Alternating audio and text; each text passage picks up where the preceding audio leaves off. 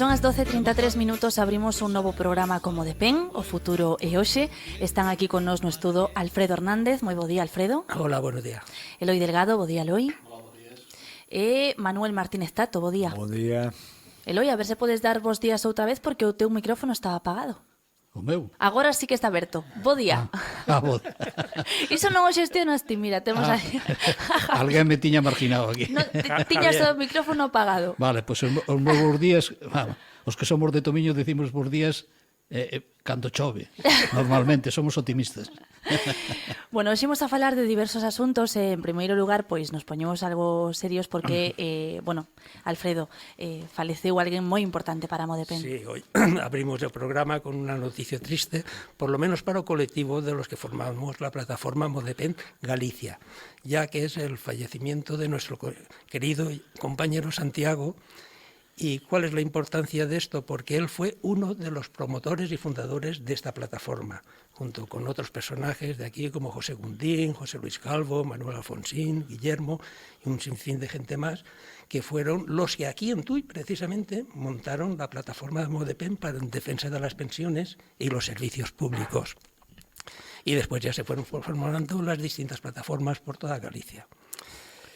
Y bueno, pues desde aquí queremos dar el pésame y nuestra pena con la familia, que ayer estuvimos con ellos y bueno, llevamos toda la semana acompañándoles en su dolor, pero bueno, así es la vida. Uh-huh. Y una vez más, pues pongo de manifiesto que cada año, como dice Tato, como estamos en lista de espera... Ay, a mí eso no me gusta nada, eso lista de espera. Bueno, pero... Realmente todos estamos en lista de espera. As listas de espera son moi bellas na historia da humanidade. Y aquí son muy largas. Longas. Entonces, bueno, pues una vez más, quiero decir que bueno, que cada vez vamos siendo menos. Llevamos 10 años en este movimiento y somos más los que desaparecemos que los que se van apuntando. Y bueno, pues ahora, estos días ha habido una noticia respecto a las pensiones, que no la voy a desarrollar yo, la van a desarrollar mis compañeros. Y bueno, creo que ante la importancia de esto, pues ya hoy dedicaremos el programa a eso y aparte estamos preparando unas charlas en directo para darlas tanto aquí en Tui como en Tomiño. Aún no tenemos fechas, pero bueno, hoy en estos días quedará ya concretada para poder hablar de esto en directo y que la gente nos pueda preguntar. Claro, aproveitamos agora que citas esas charlas que estades preparando, porque cal é o obxectivo? Desenvolvelas aquí e en Tomiño tamén, non? Sí, es lo mismo que hablamos aquí, pero claro, aquí la gente nos llama para que sea en directo, hablar de estos mismos temas, desarrollarlos y que la gente nos pueda preguntar y ver qué cosas podemos hacer al respecto. Ademais, queríades dar tamén o aviso ou o recordatorio que calquera comunidade, asociación... Exacto, sí, nosotros hemos pensado en estas dos, pero como tú bien dices y hemos hablado a micrófono cerrado, pues cualquiera comunidad de vecinos o cualquiera zona en La Guardia o Salceda o cualquiera de aquí que quiera que vayamos a dar esta charla allí en directo y informar sobre cómo está el tema de las pensiones y los servicios públicos en general, pues que se pongan en contacto o bien con nosotros o aquí a través de la Radio Tui y ya nos ponemos en contacto con ellos para ver qué día podemos ir. Perfecto. Pois con ese recordatorio en primeiro lugar a Santiago, esa información sobre esas reunións que se están comezando a plantexar. Evidentemente, esta semana era case inevitable abordar este asunto porque PP, Vox e Junts tumbaron no Congreso o decreto Ómnibus. Ese decreto incluía, entre outras medidas sociales, a revalorización das pensións nun 2,7%. Tamén incluída a subida do salario mínimo ou as prohibicións de desafiuzamentos a familias vulnerables. Ben, que pode pasar agora con as pensións, con esa revalorización despois desta negativa? Imos a comentar esta situación, Tato. Bueno, o que pode pasar é unha incógnita, nadie o sabe, que hai que ter esperanza que o goberno teña a capacidade legal de manter a suba das pensións que estaban previstas. Ese é o tema pendiente. Ora, a realidade é outra. A realidade é que uns grupos políticos que son os mesmos de fai xa anos que votan sistemáticamente no a calquera mellora social, sea do tipo que sea, sanitario, educativo ou do que sexa. E son os mesmos que se chama Partido Popular, ao frente dele está o señor Núñez Feijóo, Vox con o señor Abascal e o señor Puigdemont con su cuadrilla. sistemáticamente. Entonces, que ocurre? Por que ocasionou isto? Porque ao non haber presupuestos, se houvese presupuestos, no presupuesto xa estaba contemplada a súa das pensións, ou non estaba, pero se estaba contemplado, xa non tiña que ir ao Parlamento. Pero como non hai presupuesto, hai un decreto lei que se sacou fai 3 anos para subir as pensións, pero claro, non houve presupuesto o ano pasado, non hai 2 anos, e este ano tampouco. Entón, o ano pasado, se facemos memoria, ao final revalorizáronse as pensións porque o Partido Popular, entre a presión que tuvo na calle, que votou en contra, na segunda votación abstúvose. Entón, pues, seguiron adiante, pero pola presión foi. Entón, foi nunha segunda votación ao Parlamento. Este ano non creo que ocorra eso. Eso, o único que está dicindo é o que levamos recordando e falando xa fai un tempo, de que as cousas non son como pensamos, que son como a realidade é moi distinta. O que está ocorrendo en España, en Europa e no mundo nos leva a unhas conclusións que isto pode haber unha catástrofe económica e de tipo social nun futuro moi corto ou a medio prazo. Non o queremos creer e iso pois, é un problema, non? Por eso, agora decidimos pois facer de momento esas 2 charlas. E por que solo? Porque en Tomiño e en Tui. Bueno, porque en Tomiño e en Tui temos xente para pedir os locales, para organizar o tema na localidade. Nos vídeos non hai. Si recordamos que no ano 2015, aquí empezamos con isto, no 2014, 4 personas, eso é o que deu. Si pensamos iso, no ano 2016 e 2017 en Tui éramos entre 15 e 20 no comité. Hoxe quedamos de Tui 2. De 14 a 20 que había sempre nas reunións que tiñamos, hoxe quedamos 2. Hai 3 de Tomiño. E entonces isto está claro. Se non somos útiles, se non servimos, se a sociedade non responde ás súas necesidades, pois estamos facendo o tonto. Aquí non ten ningún sentido que sigamos estando aquí contando historias que a nadie lle interesan, ni nadie as escoita. Entón, como último recurso, bueno, vamos a facer este ano unha vez máis unhas charlas aquí onde podemos facelas, e noutras localidades se hai alguén que se poña en contacto con nós, e por nós encantados. Pero claro, se nesas charlas que vamos a facer a xente non responde, iso, pois, é claro que queren decir que pintamos aquí. Ide para casa, pois vamos e xa está, non pasa nada. Volvendo un pouco ao asunto do decreto ómnibus, por dar contexto, a razón que deron eses 3 partidos en concreto nesta votación para votar que non eran as medidas antidesafiuzamentos que creen que favorecen a ocupación. Ademais, o feito de que o decreto que se votaba sexa unha especie de caixón desastre con todo tipo de normas variadas e que se vota en bloque ou todo ou nada, esa foi a explicación deses 3 partidos que citábamos antes. E ademais desa revalorización das pensións, eu tamén citaba que hai máis medidas que están no aire dentro dese decreto. Había subvencións ao transporte público, unha abstención moi crítica por parte do PP pola xestión dos recientes accidentes ferroviarios e tamén estaba pois os incentivos fiscais para adquisición de coches eléctricos, a prohibición do corte de suministros básicos e as prórrogas das axudas para os afectados polos incendios e pola DINA. Todo iso dentro dese decreto que non saiu adiante. E precisamente no inicio explicaba eu pois as razóns que aduciron eses 3 partidos para votar que non, Eloi. Vamos a ver, esta figura se deu similar, os apartados variaban pero pouco, se deu o ano pasado. Ao final se recuperou o sentido común en parte e en segunda opción, pois ao cabo dun mes ou menos, saiu adiante o tema. Nós levamos en primeiro lugar, facer un recordatorio que nós levamos insistentemente e vamos a seguir peleando ahora con máis razón, cada ano con máis razón, en que nos presupostos hasta ir recuperando o poder adquisitivo perdido desde o ano 2010 para aquí, debe exigir que nos presupostos se contemple unha subida mínima das pensións do 3%. Isto xa lle fixeron aos funcionarios, xa lle fixeron a outra serie de colectivos, porque pouco a pouco, en fin, teñen que ir respondendo. Mentre non se dé esa figura, ese mínimo, e despois se o IPC se incrementa máis, pois a parte que corresponda.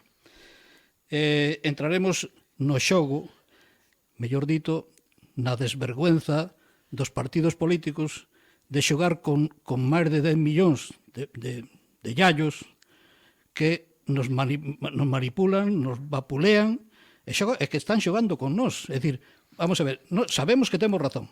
Se en primeira instancia non cha dan e na segunda cha dan é porque tiñamos razón. Por que este xogo? Por que non se sentan de verdad, en vez de estar falando de tú más e yo menos e non sei qué, e si yo non me lo mueves, dos temas serios, é dicir, asentar os temas do bienestar social, pensións, sanidade, educación. Mira que non pedimos nada. Isto levase pedindo aí, non sei, infinidade de anos. Costará tanto, porque logo cando sois e cando ves os programas e non sei que, todo o mundo está a favor. Todo o mundo está a favor. Entonces, realmente é preocupante. Ahora, as alegacións que fan, nós entendemos, estuvese quen estuvese gobernando, se se dera esta figura de non ter maioría, todos xogarían máis ou menos con diferencias a ver, me quitas isto, me pones lo outro e tal, porque isto en política generalmente, sobre todo en este país, se xogou sempre e cada vez se xoga máis. O único argumento que deu, por exemplo, que dicía que era serio, ahora xa baixou do caixón, decían que, claro, en fin, desjudiciara non sei que votaron, non do votado o inquilino, non sei, vamos a ver, hai que ler a letra pequena. Os que lle afectaba, realmente, son aqueles propietarios de máis de 10 viviendas que tuveran alquiler ou grupos e trus da banca e demais que están xogando, que é o que fai que se encarezca a vivenda.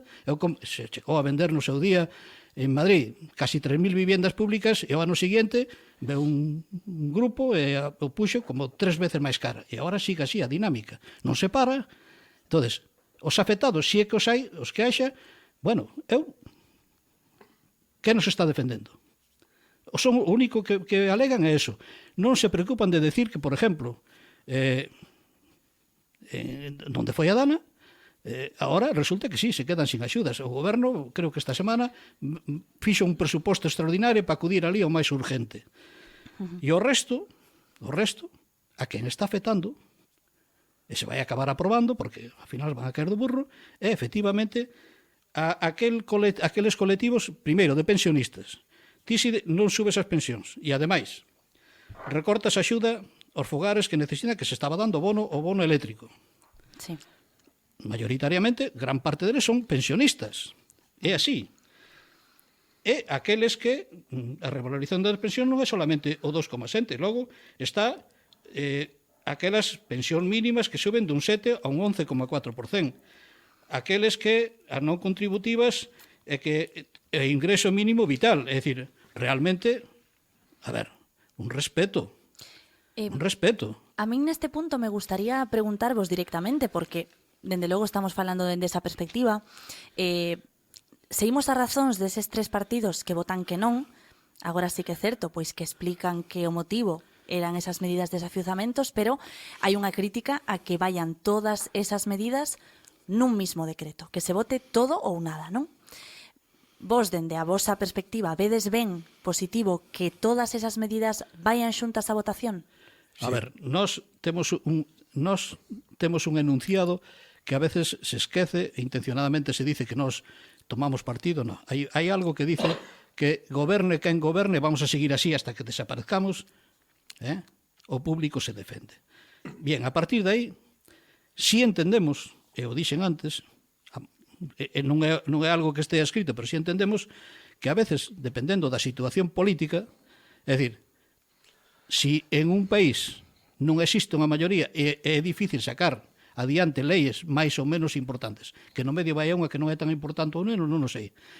Nós queremos pensar, porque xa se deron outros casos, e se non se deron en autonomías, que quen está gobernando trata de sacar aquelas cousas que lle interesan ou que son urgentes na sesión, se é nunha sesión, porque se somete a 3, de 3, 2 pérdidas. Por lo tanto, eu se estivese gobernando, e falo personalmente, non digo a nivel colectivo, posiblemente fixera o mismo. Porque que senón é imposible gobernar. E aparte de facerche a vida imposible, quen sufre, e volvemos ao mismo, somos os cidadáns, los tontos de sempre, os que contribuímos e encima contribuímos a manter aqueles que nos desordenan e nos teñen permanentemente en vilo, con oso, porque claro, a ver, non administran o deles, administran o público, administran o noso. A ver, un pouco de sentidiño común. A ver, Tato. No, contestando a túa pregunta, que era Sí. moi clara, eu contesto con outra pregunta. Si presentan solo o incremento das pensións, votaría o PP a favor e os outros? Pois eu digo que non. Ademais, Eu non respondo. Ademais, Eso ya lo ha o hecho historial me remito. O historial me remito. Non, eu non preguntaba polo resultado da votación. Está contestada a pregunta, non? Bueno, con outra pregunta. Iso é moi galego, No. Dígoche que Depende. que non, porque o historial, a historia, a trayectoria Sí, entiendo que de sí. esos partidos está clara, polo menos para min. Pero, aparte diso, as outras medidas que iban no paquete, que eran? Para comprar armamento ou eran para axudas sociales de distinta índole para a xente necesitada? Entón, cal é a razón?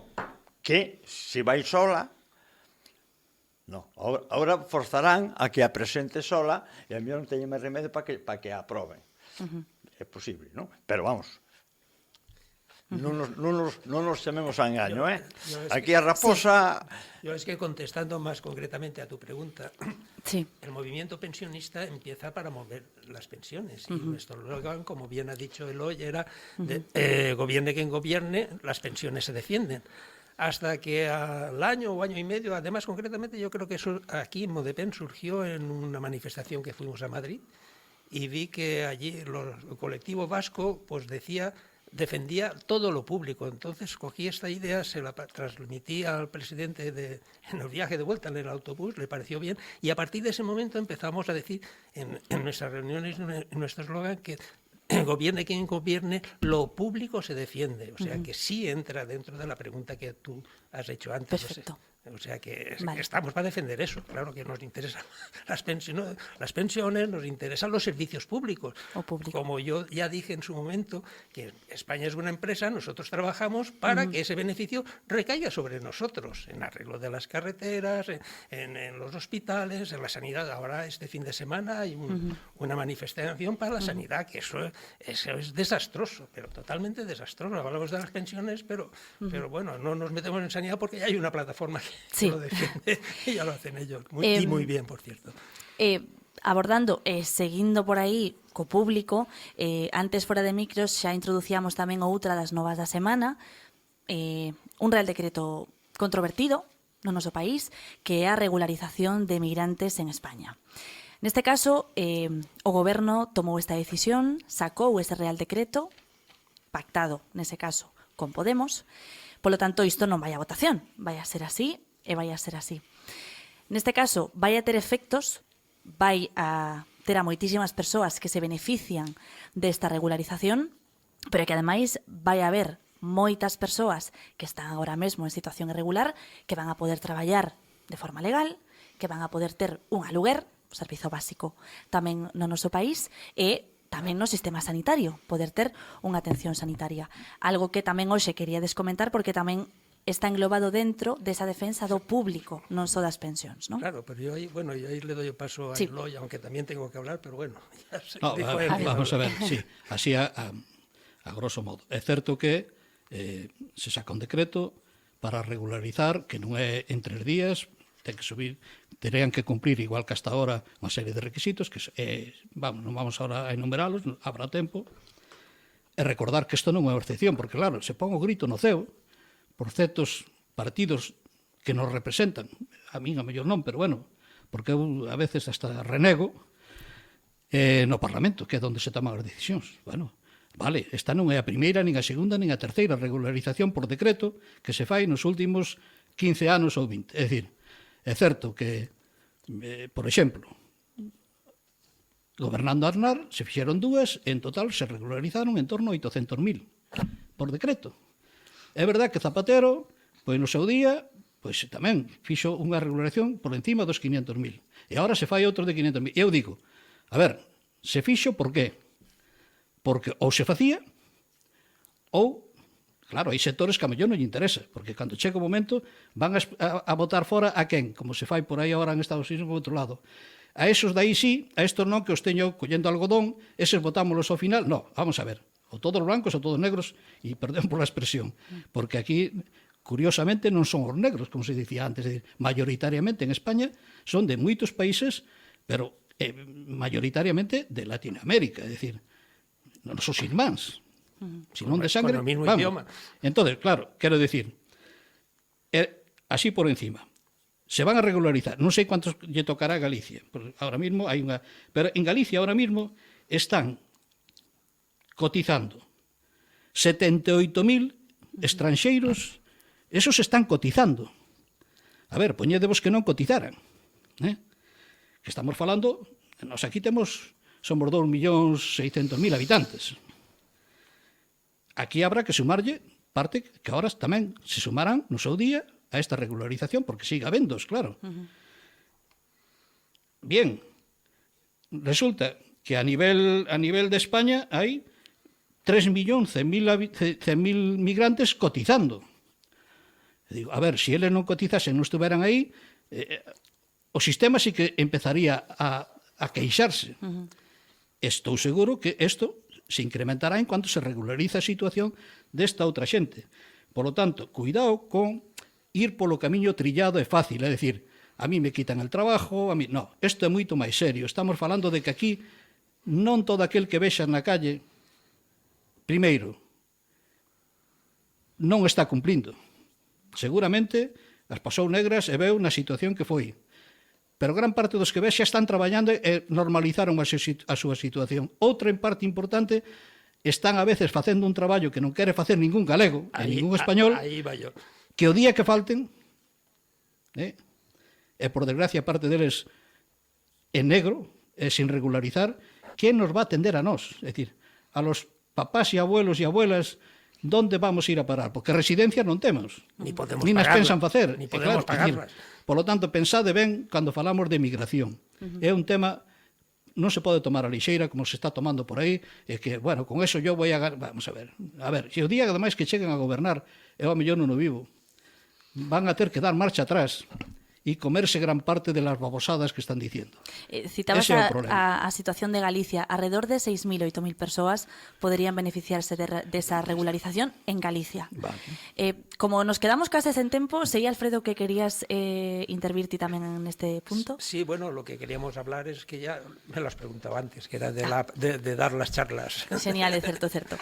Pois... Bueno, y sí quería decir una cosa, que una vez más, esto de las pensiones, ¿sabes cómo se solucionaría? Si en 15 días saliéramos todos a la calle a protestar y a manifestarnos, porque es un tema que sí nos preocupa a todos. Sin embargo, no lo vamos a hacer.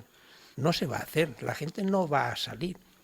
Y eso es lo tristemente que está ocurriendo, porque se piensan que eso se soluciona con el voto. El voto es importante, pero primero es manifestar nuestras inquietudes en la calle, demostrarle al gobierno que somos muchos, por supuesto, pacíficamente, o sea, como debe de ser una manifestación que corresponde para defender los servicios sociales, ¿no? Entonces, si todos saliésemos a la calle, pero en 15 días tendríamos que salir, no solo los 10 millones de pensionistas, hay un montón de gente que todos los años se va juntando, se va adquiriendo, o sea que todos los que están trabajando pues deberían de manifestarse y demostrarle al gobierno la importancia que tiene estas cosas. Pois con iso nos quedamos hoxe. Fago un apunte final, nada máis, con o tema das pensións, sobre todo, o tema de que hai unha data que é hasta o 20 de febreiro, antes do 20 de febreiro, se tería que levar un decreto e aprobar para que as pensións se revalorizasen. Porque ahora mismo se cobrou xaneiro. Febreiro non se vai cobrar. Ollo que está desescoitando, dicir, porque claro, a xente pensa que xa está conseguido. Os que xa cobraron a pensión, ou cobramos, nos veu actualización. En febreiro, como agora non se aprobou no Parlamento, xa non ven, nin febreiro, nin o resto do ano. E posiblemente haya que devolvernos, lo van a descontar xaneiro, claro, porque son partidas presupuestarias. Entonces, se a partir do 20 de febreiro non se tomou unha decisión, nós esperamos que, como o ano pasado, pois, en fin, o goberno faga caixe de bolillos e, ao final, en fin. En teoría, o plan dos orzamentos se presenta no primeiro trimestre. Iso dixeron onte. Xa, bueno, Entón, igual tamén o incluen claro, pero nese... é que aquí eu creo que van a deixar a marxen do, bueno, non sei. Iso é problema deles. Veremos a ver que Son pasa. problemas políticos que non nos vamos a meter en eso. E se non, si temos xa acordado a nivel nacional, xa aí temos unha nota interna en donde o día 23 de febreiro saldríamos a calle a nivel nacional. É dicir, 3 días despois volvemos a 2010. E daquela, na primeira e segunda manifestación, en Madrid, 800.000. É dicir, amigo, e aí se empezou a reaccionar. Bueno, pois xa está tomada a decisión entre as plataformas nacionales, nós somos unha, a nivel galego, pero hai en todas as comunidades. Xa hai un comunicado interno, a raíz do mismo día xa se sacou unhas bases, se o 20 non está aprobado, a revalorización das pensións, haberá unha manifestación a nivel nacional. E aínda que se aprobasen, nos iremos propondo, sobre todo de Galicia, que ir pensando en facelas, porque isto hai que facelo firme, metelo nos presupostos. Se non se aproban este ano, que se aproban para o ano que ven, e se non aqueles que dicen que van a vir con maioría, sea unha das primeiras medidas. Lle vamos a pedir, hombre, viva tu gorro. Así con iso nos quedamos entón, agora sí, que xa é case a unha do mediodía. Moitas grazas aos tres e volvemos a falar en 2 semanas. Moi ben, gracias a vos. Moitas gracias a vos.